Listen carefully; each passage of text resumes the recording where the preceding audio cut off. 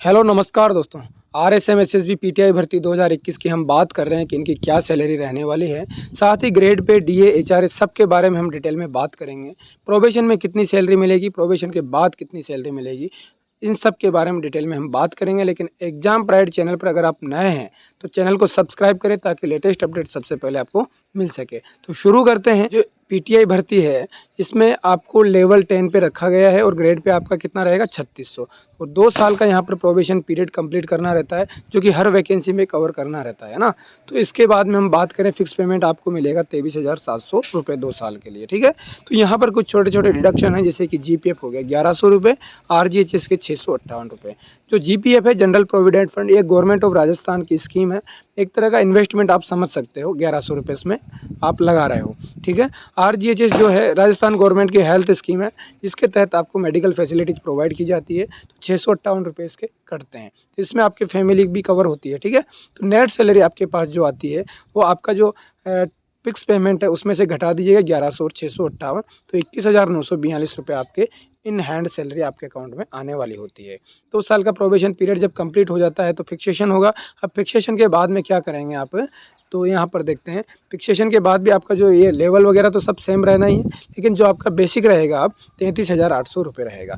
अब 33,800 रुपये में आपको 38% अलोवेंसेज यानी जो भत्ते हैं वो भी मिलते हैं। जैसे कि डीए की बात करें तो 38% हो गया, महंगाई भत्ता है तो 38,800 का ये कितना हो गया 12,844 रुपये। उसी तरह से 9% एचआरए भी आपको मिलता है, तो ये कितना हो गया 3,042 रुपये, ठीक है। तो आपके डीए और एचआरए आप कैलकुलेट कर सकते हैं। और इसके बाद में अब आगे बढ़ते हैं तो आपकी क्या निकलेगी, ग्रोस सैलरी निकलेगी। जो आपका बेसिक था 33,800 रुपये और डीए कितना था 12,844 रुपये, एचआरए था 3,042 रुपये। तो इस तरह से 49,686 रुपये क्या हो गए आपकी ग्रोस सैलरी हो गई। दोस्तों ये ग्रोस सैलरी है, अभी आपके अकाउंट में आने वाली नहीं है, क्योंकि इसमें से भी कुछ कटौतियाँ अभी होना बाकी है, ठीक है। तो अब इसके बाद में कुछ डिडक्शंस होते हैं, उनकी हम डिटेल में बात करते हैं कि क्या क्या कटौतियाँ आपके यहाँ पर हो सकती है। तो सबसे पहले जो है जीपीएफ, जिसके बारे में बताया था कि जनरल प्रोविडेंट फंड, पहले ये प्रोबेशन पीरियड में 1100 रुपये होता था। अब प्रोबेशन कंप्लीट हो चुका होगा आपका तो ये 2100 रुपये होगा, ठीक है। इस स्लैब में जो आपकी पेमेंट है लेवल 10 में वो 2100 रुपये इसकी कटौती होगी, ठीक है। ये मिनिमम है, आप मैक्सिमम कितना भी करवा सकते हैं, है ना। इसके बाद में आरजीएचएस की बात करें तो 658 रुपये आरजीएचएस की कटौती होती है, जो कि राजस्थान गवर्नमेंट की हेल्थ स्कीम है उसके तहत। एसआई की बात करें तो 2200 रुपये।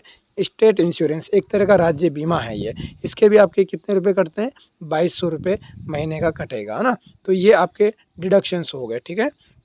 अब इसके बाद में अपन बढ़ते हैं आगे, तो बात करते हैं नेट सैलरी की, कि आखिर में इन सब कटौतियों के बाद कितना पेमेंट हाथ में आने वाला है।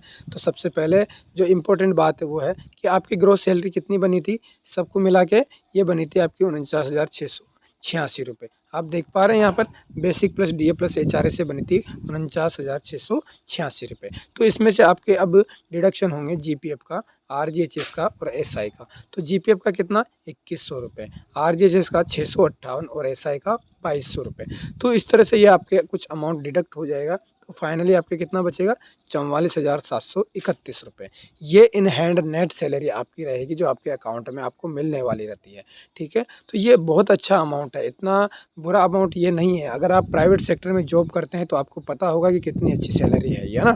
तो यह थी एक छोटी सी डिटेल कि भाई जिन्होंने पीटीआई का एग्ज़ाम दिया और जिनका सिलेक्शन हुआ है उनके लिए बहुत अच्छी बात है, ये खुशखबरी है। और आप इतनी सैलरी उठाइएगा तो मैं कहूँगा कि एक ठीक ठाक सैलरी है, और बाकी आप समझ ही गए होंगे, ठीक है। तो इतना ही मेरा बताना था, बाकी मिलते हैं अगली वीडियो में। जय हिंद, जय भारत।